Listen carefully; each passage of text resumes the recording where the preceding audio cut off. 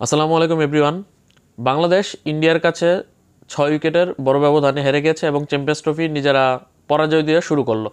এখন বাংলাদেশ ম্যাচ হেরে গেলেও বাংলাদেশে কিছু পারফরমেন্স থাকে যেগুলো নিয়ে বলার মতো বা যেগুলো নিয়ে আলোচনা করার মতো রসদ তারা কিন্তু দিয়ে দেয়। হয় ওই সেম ম্যাচে, যে ম্যাচে বাংলাদেশ হেরেছে সেই ম্যাচে ভালো দিকও থাকে, আবার খুব বাজে দিকও থাকে। যেরকমটা বাজে দিকের কথা বললে বাংলাদেশের 35 রানে 5 উইকেট চলে গেল পাওয়ার প্লের ভিতরেই।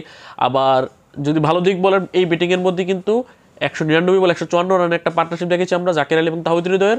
আবার এই সেম ব্যাটিং ইনিংসে আমরা তাহিদ হৃদয়ের সেঞ্চুরি দেখেছি। অর্থাৎ বাংলাদেশ এই 49 ওভার 4 বল ব্যাট করে যে 228 রান করেছে, এর মধ্যে আমরা কিন্তু একটা বাজে দিক দেখেছি 35 রানে 5 উইকেট। যখন তারপর অধিকাংশ মানুষ আছে যারা টিভির স্ক্রিনের সামনে খেলা দেখছেন অথবা মোবাইলে খেলা দেখছেন, তারা হয়তো বা দেখা বন্ধ করে দিয়েছেন। ওই জায়গার থেকে কামব্যাক করেছে, কামব্যাক করে 154 রানে পার্টনারশিপ করেছে, যেটা ভালো দিক। এবং 6 নম্বর উইকেটে ইন্ডিয়ার বিপক্ষে ওয়ানডেতে বিশ্বের কোনো দেশের প্রথম 150 রানে পার্টনারশিপ হাইয়েস্ট, এবং বাংলাদেশেরও 6 নম্বর উইকেটে ইন্ডিয়ার সাথে এটা হাইয়েস্ট পার্টনারশিপ 6 নম্বর উইকেটে। আবার তাহিদ হৃদয়ের সেঞ্চুরি কিন্তু আমরা দেখেছি। আবার বোলিংয়ের কথা বললে, বোলিং যখন করতে আসলাম তারা কিন্তু 228 রান চেস করে 231 রান জোরো করে ফেললো মাত্র 4 উইকেটে। যদিও তারা অনেক ওভার খেলেছে, 46 ওভার 3 বল খেলেছে, তারপরও এখানে তো তাদের অ্যাটাক করে খেলার কিছু ছিল না, অথবা যে হায়ার স্ট্রাইক রেটে খেলার প্রয়োজন ছিল না, কারণ তাদের টার্গেটটাই ছিল মাত্র 229 রান, যেটা তারা 46 ওভার 3 বলে 3 ওভার 3 বল হাতে রেখে এবং 6 উইকেট হাতে রেখে কিন্তু ম্যাচটি জয়লাভ করেছে।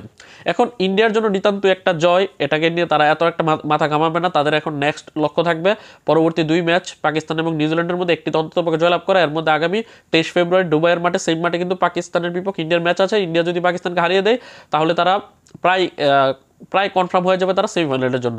কিন্তু বাংলাদেশের জন্য এখন এক তো বাংলাদেশ ইন্ডিয়ার কাছে হেরে একদম আলোচনা সমালোচনার একটি রসদ জোগালো, যারা আমরা কথা বলি, বিশ্লেষণ করি, এছাড়া যারা ফ্রন্টলাইন মিডিয়া, সাংবাদিক, পত্রিকা যারা রয়েছে, প্রিন্ট মিডিয়া, সবাই আলোচনার একটা রসদ পেয়ে গেছে। কিন্তু তার চেয়ে বড় কথা হচ্ছে বাংলাদেশের এখন শেষ যে 2টি ম্যাচ আছে পাকিস্তান এবং নিউজিল্যান্ডের বিপক্ষে, 2 ম্যাচের 2টি ম্যাচই বাংলাদেশকে জয়লাভ করতে হবে। 24 তারিখ নিউজিল্যান্ডের বিপক্ষে ম্যাচ রয়েছে, 27 তারিখ পাকিস্তানের বিপক্ষে ম্যাচ রয়েছে। 2টি ম্যাচই কিন্তু রাওয়ালপিন্ডিতে অনুষ্ঠিত হবে পাকিস্তানে, যেখানে 2টিতে 2টি জয়লাভ করতে হবে। এবং যদি একটি তো হেরে যায়, বাংলাদেশ কিন্তু টুর্নামেন্টের সেমিফাইনাল রেস থেকে ছিটকে যাবে। এখন 2 ম্যাচে 2টা জেতা তো অনেক বড় একটা কঠিন একটা বিষয়, অসম্ভব না কিন্তু অনেক কঠিন। এবং ইন্ডিয়ার কাছে এরকম হারের পর আসলে আশাও করা যায় না যে 2 ম্যাচে 2টিতে জিতবে। তবে মেইন যে আলোচনার বিষয়টা সেটা হচ্ছে আমাদের এই বাজে ব্যাটিং।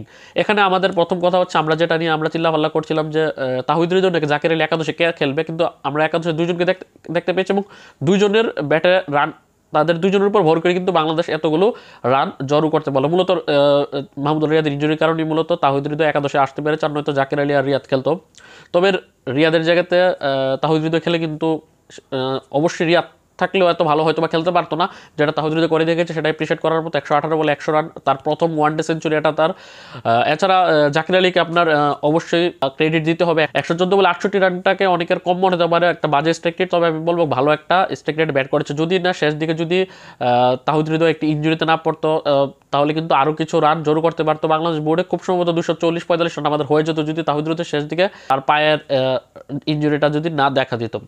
এছাড়া আর যদি বাংলাদেশ ব্যাটিংয়ের কথা বলা হয়, বাংলাদেশ এই একাদশের মধ্যে 5টা ক্রিকেটার যারা 0 করেছে, এর মধ্যে 4জন 0 করে আউট হয়েছে। তারা হচ্ছে ওপেনার সৌম্য, অধিনায়ক শান্ত, মুশফিকুর রহিম, তানজিম সাকিব। যখন আপনি 50 ওভারে ক্রিকেট খেলতে নামবেন এবং 4টা প্লেয়ার যদি ডাক মেরে আউট হয়ে যায়, তাহলে আর কিন্তু আপনার কিছু করা থাকে না। এছাড়াও বাকি পারফরমেন্সদের মধ্যে মাত্র বলার মতো একটি পারফরমেন্স রয়েছে 118 বলে 100 রানের তাহিদ হৃদয়ের, আর জাকির আলীর 114 বলে 68। তবে ওপেনিংয়ে একটা সময় মনে হচ্ছিল যে তানজিদ তামিম ভালো কিছু করবে, 25 বলে 25 রান করেছিল, পরবর্তীতে সেটাও সে কন্টিনিউ করতে পারেনি। আর বোলারদের মধ্যে কথা বললে, এখানে অনেকে বলবে যে ভারতের টপ 7 ব্যাটসম্যানের মধ্যে 6জনই ডানাতি ব্যাটসম্যান, কেন নাসুম আহমেদকে নেওয়া হলো না। কিন্তু একদিন আগে পর্যন্ত সবাই চাচ্ছিল যে রিশাদ হোসেনকে নেওয়া হোক, কারণ রিশাদ হোসেন যেহেতু সে লেগ স্পিনার বলার পাশাপাশি সে ভালো ব্যাট করতে পারে, নাসুম থেকে ব্যাটার ব্যাটিং করতে পারে, সেক্ষেত্রে সেটা তার দিকে ছিল। এখন যখন ওই বাংলাদেশ হারতে ছিল, তখন এই নাসুমকেই সবাই চাচ্ছে। এটা মানুষের মেন্টালিটি দুই দিক দিয়েই কিন্তু থ্রো করে আর কি।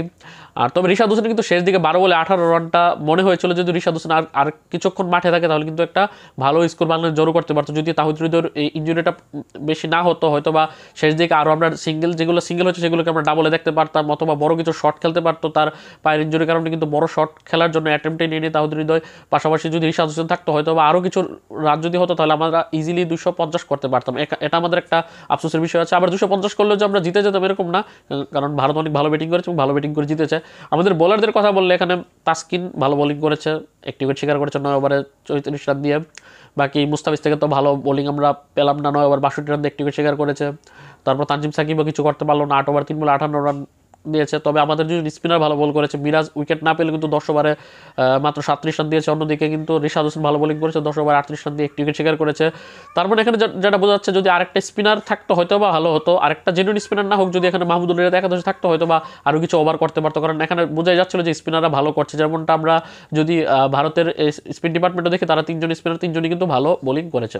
তো ওভারঅল সবচেয়ে বড় কথা হচ্ছে বাংলাদেশের এই যে ব্যাটিংয়ের অবস্থা, শান্ত, যেটা আমরা আশা করেছিলাম যে ওডিআই ফরম্যাটে সে ভালো পারফর্ম করে, কিন্তু সেটা সে ভালো করতে পারলো না। সে ওই বিপিএল এর পারফরমেন্স কিন্তু কন্টিনিউ করলো। অন্যদিকে সৌম্য সরকার যে প্র্যাকটিস ম্যাচে ভালো করেছে, সে এখানে ভালো করতে পারেনি। আর মিরাজ থেকে আরও ভালো কিছু আশা আমরা করেছিলাম, মিরাজ সেই ভালোর প্রতিদান দিতে পারেনি, 5 রান করে আউট হয়ে গেছে।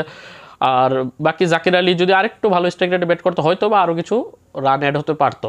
তবে যতটুকুই করেছে, কারণ 35 রানে 5 উইকেট যাওয়ার পর সেখান থেকে বাংলাদেশ দল 228 রানে 10 উইকেট, সেখানে তো অবশ্যই আমাদের আসলে মান সম্মানটা বাঁচিয়েছে। কারণ একটা সময় মনে হয়েছিল যে বাংলাদেশ 100 রান করতে পারবে না, অল আউট হবে, সেই জায়গাতে 228 রান করেছে, একটা সম্মানজনক স্কোর দাঁড় করেছে, যেটা বোলাররা ডিফেন্ড করতে পারেনি। কারণ এই 228 জন ডিফেন্ড করা সম্ভব না। যদি 270-80 রান হতো তাহলে বোঝা যেত, তাও ইন্ডিয়া বড় দল হয়তো বা সেটাও তারা অ্যাচিভ করে নিত। ওভারঅল বাংলাদেশের ব্যাটিং ডিপার্টমেন্টের বাজে পারফরমেন্সের কারণে কিন্তু বোলারদের উপর চাপ পড়েছে এবং বোলাররাও সেটা খুব বেশি একটা হ্যান্ডেল করতে পারেনি। তো এই হচ্ছে অবস্থা। বাংলাদেশের চ্যাম্পিয়ন্স ট্রফিতে সেমিফাইনাল খেলার স্বপ্ন এখনই ধূলিসাৎ বলা চলে। শেষ 2 ম্যাচে 2টিতে বাংলাদেশ জয়লাভ করতে পারবে বলে মনে হচ্ছে না, সর্বোচ্চ একটি ম্যাচ জয়লাভ করতে পারে। আর শেষ 2 ম্যাচের মধ্যে বাংলাদেশকে আদৌ একটি ম্যাচ জয়লাভ করতে পারবে কিনা সেটি অবশ্যই কমেন্ট করে জানাবেন। আল্লাহ হাফেজ।